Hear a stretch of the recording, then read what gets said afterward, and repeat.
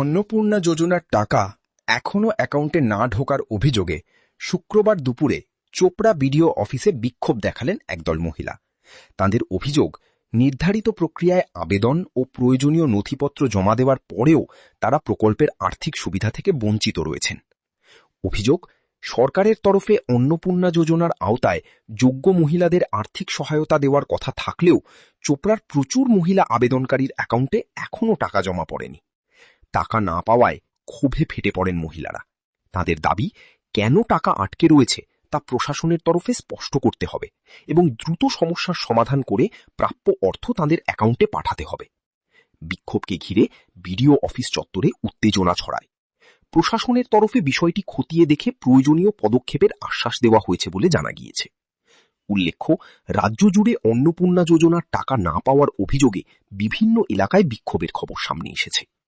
এটাই যে কারো কারো টাকা ঢুকছে অন্নপূর্ণা যোজনায়, কারো কারো ঢুকেনি, এটা কেন হবে?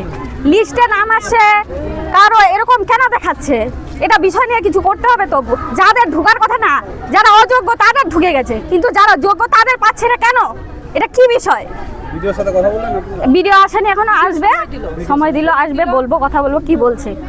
না হলে সবার হোক, সবাই নাও, এটা সরকারের টাকা, তো আমাদের টাকা, এটা পাবলিকের টাকা। আমরা 3000 অযোগ্য, আমরা 3000 চাই না, সবার জন্য হয়। 1500 করে দাও। হ্যাঁ, সবাইকে দাও। কেন কেউ হাসবে, কেউ কাঁদবে, এটা বিষয় ভালো না তো।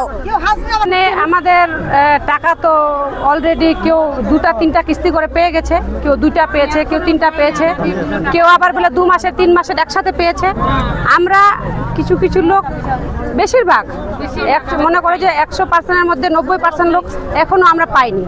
কারো ভেরিফিকেশন, কারো আন্ডার প্রসেস, কারো সাবমিট এরকম দেখাচ্ছে। তো এটার মূল কারণ কি? কারণটা আমরা জানতে এসেছি। লিস্টের নামটা এসেছে, এসে এবার কি করতে হবে না করতে হবে বিডিও সাহেবের সাথে আমরা কথা বলছি। সময় দিল আমাদের 1 ঘন্টা বা 1.5 ঘন্টা। 1-1.5 ঘন্টার মধ্যে উনি কথা বলবেন। উনি কি বলছেন আমরা আগে শুনি, তারপরে উনি যেটা বলবে সেটা আমরাই করব।